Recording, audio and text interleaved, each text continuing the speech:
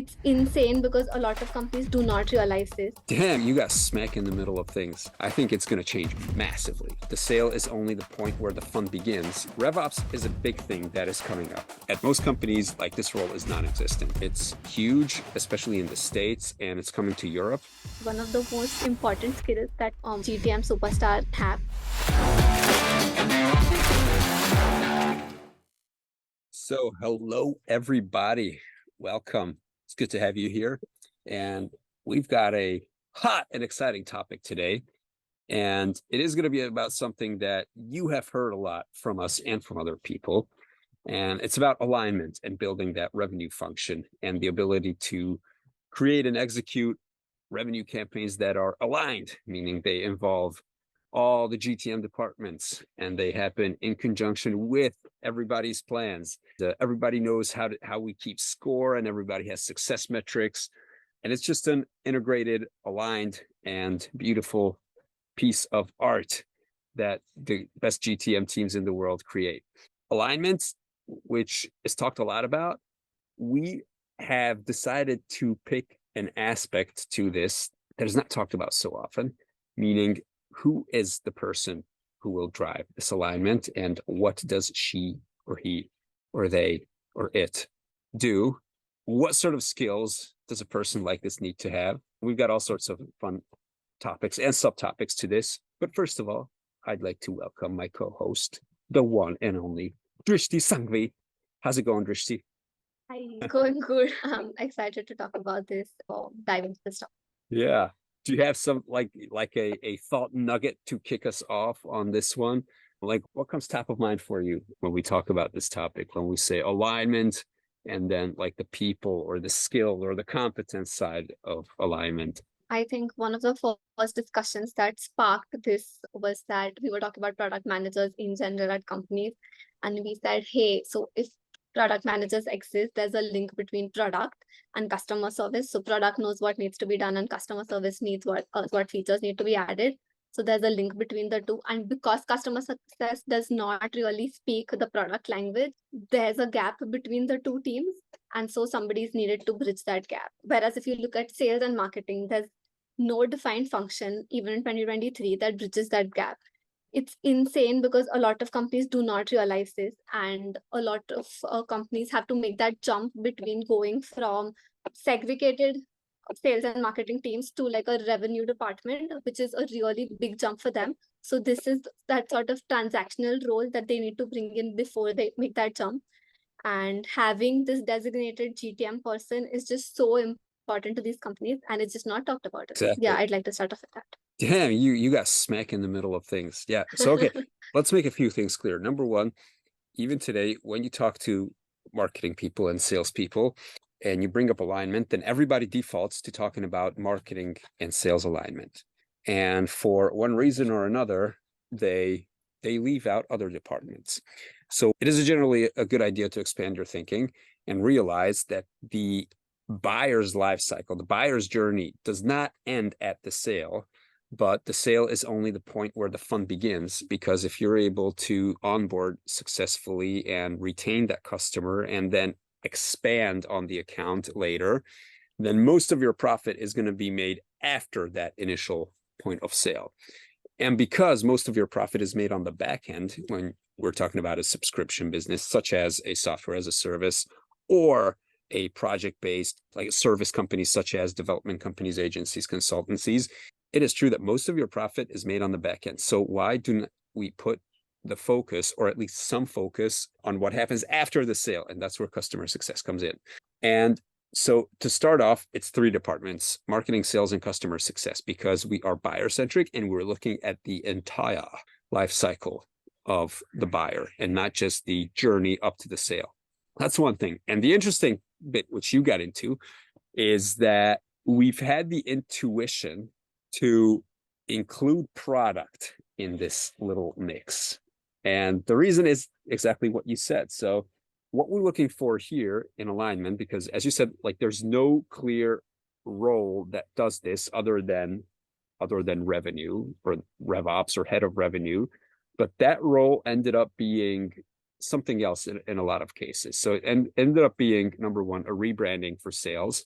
Number two, a technology and process function, which is only concerned with data and technology and not really like the heart and soul of campaigns, and totally not buyer centric. Meaning not centered around what the customer actually needs. I think RevOps is a big thing that is coming up. It's huge, especially in the States, and it's coming to Europe as well and the rest of the world for a good reason. But because it ends up taking a shape of something else than it was intended to be, I think it's going to change massively. Like the role of the revenue leader, the revenue professional is going to change massively. So back to how product is in the picture. Well, product is like the perfect glue between all these functions, because as you said, like they are totally centered around the customer because they talk to customers. The product team represents the customer inside the organization. So if you want something that is buyer centric and buyer focused, which you do, by the way, then product would be a good place to start. And product is obviously close to product marketing and inside usually the marketing department. So, or at least very close to it. So that's a given. As you say, by default, product is in very close collaboration with customer success or client success. And maybe the department that is the furthest away from product is sales. But you got to make a compromise somewhere. So product is a good candidate for this. I think another good candidate for this role, this glue role that holds together all the different go-to-market components to unify everything into one revenue flow that is, again, centered around the buyer. I think another good candidate for that is marketing. Just because but joking aside, marketing should have been concerned with revenue and sales and customer happiness all along. And if you were doing your job as a marketer, you've been doing that all along. And if you're doing your job as a marketer, you are talking to your best customers on an ongoing basis and even dipping into a sales call here and there just to keep up with what's on the market. So you're close to the product, you're close to the customer, you're close to the market, and you're able to drive things. Okay. And the two other departments, which we haven't talked about, are customer success. Now, customer success, I think they generally wouldn't be a good candidate for this role, for the role of the glue, just because of the fact that they are usually mostly disconnected from what happens before the sale, which is a crucial part. So from the earlier stages, the beginning, like the first half of the buyer's journey, of the buyer's life cycle. And sales is the opposite. So sales is like totally up at the front, but not always, because, a good salesperson will keep up with the customer. So once they've sold an account, they'll like make sure that they're onboarded the right way and they'll keep in touch. And they're usually connected to, so they do have communications and they do cooperate with customer success. So in general, what we can conclude is that product would be a good candidate for the role of the glue. Marketing would be a good candidate for the role of the glue. But in general, I think it's not so much about your background as much as it is about your ambitions and skills. What do you think about that latter one, Drishti?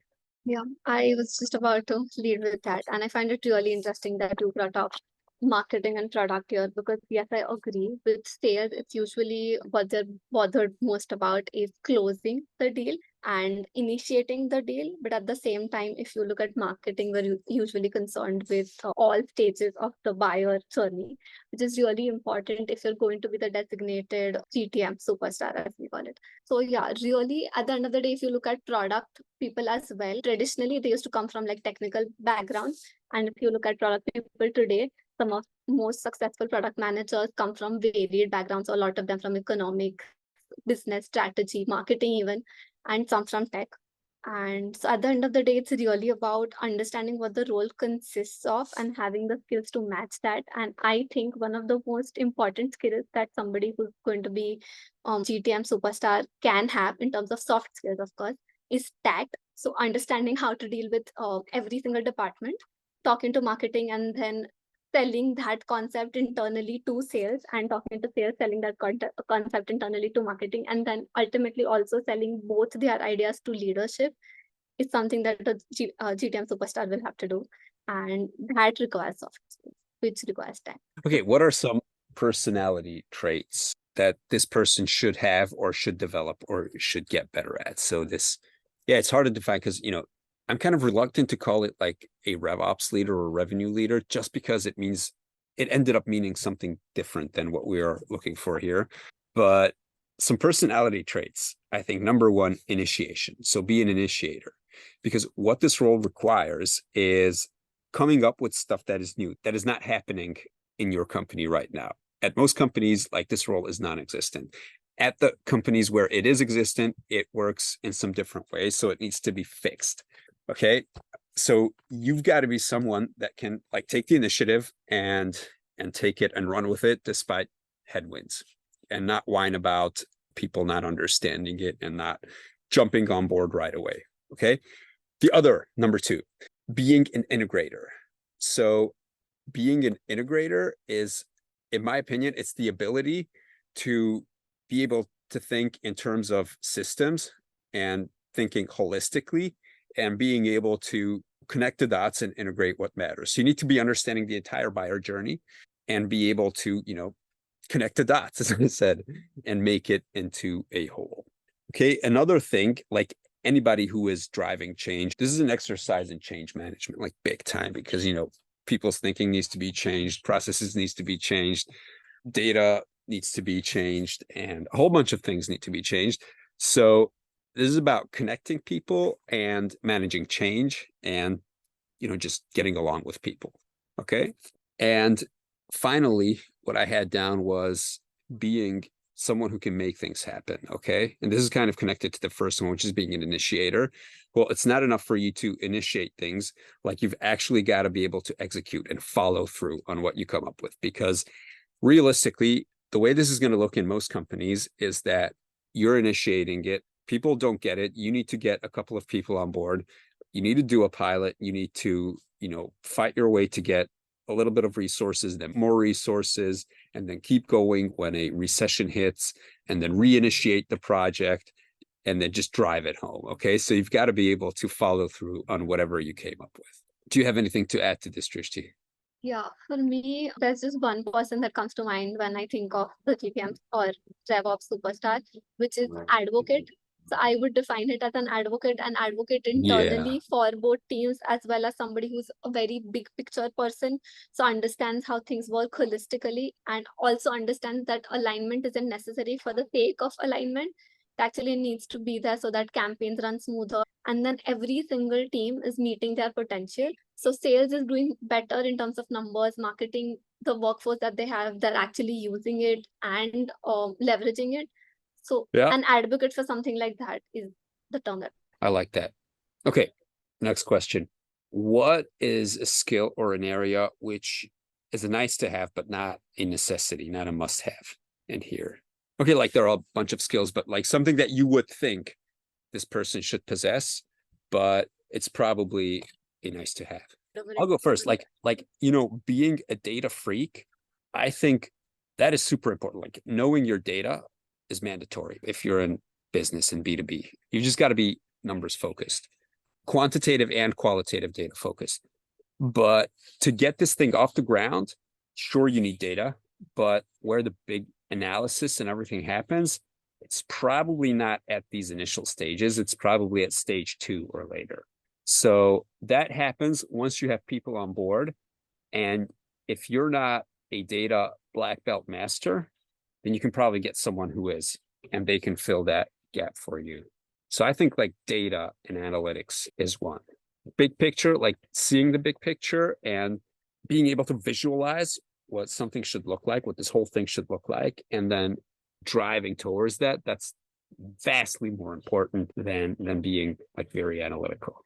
Even knowing very precisely and very deeply what all of these teams are doing on a day-to-day basis, that's not really important to somebody who fulfills this role. Being in the weeds is not very, versus somebody who is great at communication. So obviously that is a very important skill to have. I Mhm. would say somebody should possibly focus more on soft skills than like technical skills, maybe, because that's Yeah. not a necessity so early. Yeah. Yeah. Like the ones we listed, I didn't realize this, but they're all soft skills. Yeah, they're all soft skills, and we listed them for a reason. So going back to what we just said, like, having these soft skills and these abilities and being willing to work on them is more important a factor than whether you come from product or marketing or sales or engineering or the reception desk. So yeah.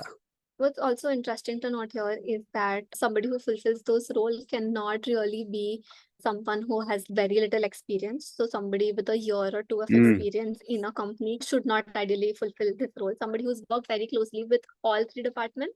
So sales, marketing, product, customer success, all four of them are at least in some forms filled a sort of roles. So if a product manager could possibly also be a good GTM superstar, so if they're looking to transition, something like that, or somebody coming from sales who's had like sort of a leadership or a managerial position, who now understands that, who's seen firsthand that lack of sales and marketing alignment internally can cause problems. Somebody who understands that very deeply can only be the sort of person that can fulfill this role. Yeah, that's an important thing to touch on. Yeah.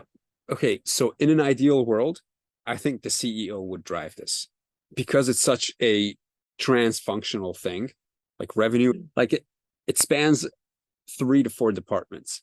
So ideally, this would be coming from the top down, from the CEO, mandating that go-to-market work in an aligned and coherent fashion. And so this would be something that is owned by the CEO, at least if you're below 100 or 150 employees, where you'll typically have a marketing team of 8 to 10 people at most, and the sales team, depending on how ambitious you are, but another 10 or 15 people. But this would be like driven by the CEO. But that's, that's the ideal scenario. What we're talking about and what we're helping companies do is when the CEO needs to be coached about this, and just like the rest of the executive team, because we work with marketers or with commercial directors, which is something else that we want to touch on, we end up driving this thing through marketing. But ideally, what we're looking for is to bring somebody like the CEO on board, because that'll give it a lot more power. But we can launch without the CEO's consent, especially in larger organizations and big companies. I mean, not their consent, but their like total commitment and ownership.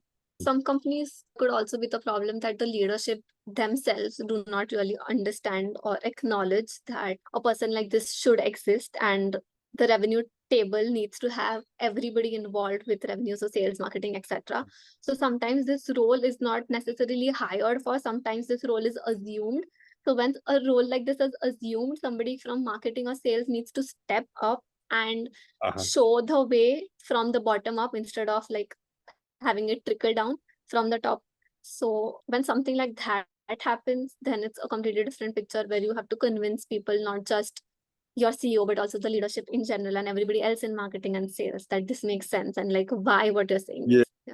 Yeah. So a lot of times it's assumed, meaning the way it works is, we start explaining these concepts and they're like, oh yeah, sure. I mean, you guys, sales, marketing, customer success, you guys talk, okay? Like you meet, you should communicate, go do it. Haven't you been doing that so far? Well, just do it more then. And so they're like it's assumed that this is the way the world would work, but it's not. What else do we have on the table? Oh yeah, so one thing to touch upon is that what does it cost not having somebody like this on the team? The first things is obviously lack of alignment.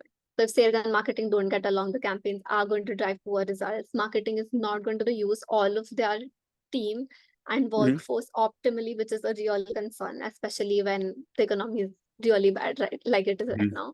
Marketing will not have a seat at the revenue table, no matter how hard they try. And then sometimes what also ends up happening is that marketing ends up moving under the sales leader, which is really bad because the sales leaders usually do not understand how marketing should ideally function.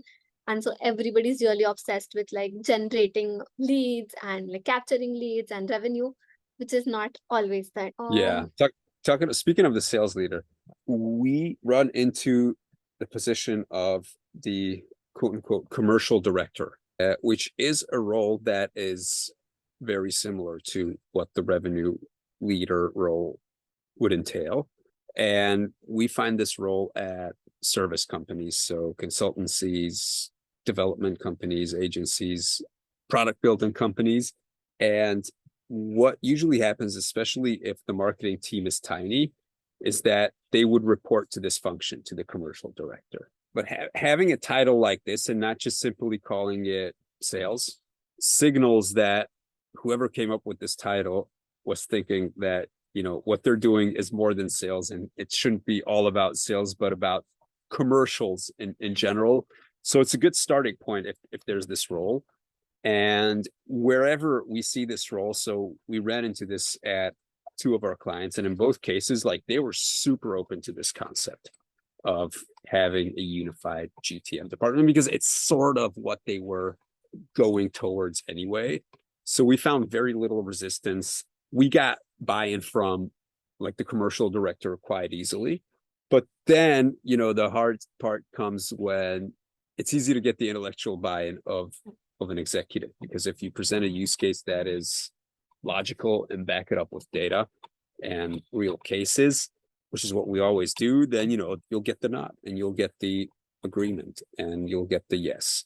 But then, you don't stop there, because you have to have the buy-in of all the other department heads, which is going to be tougher, not because they're not convinced by your facts and your cases and your everything else, or because they have inferior intellectual capabilities, but because when you're trying to drive this in meetings, there are usually 3 other fires that need to be put out, and it's very hard to find the focus on everybody's behalf on these big picture qualitative things, which setting up a function like this requires. And now we've just circled back to the soft skills and the capabilities that you've got to make that happen. Because, what we ran into is, okay, guys, so we've got our big commercial meeting. Okay, Susie, you present the revenue thing, and we're now switching to RevOps. And yeah, go ahead, Susie. And then everybody's like, okay, what do we start with? And then they go through the revenue growth mapping process. So they start, talking about metrics, or they brainstorm about joint revenue programs.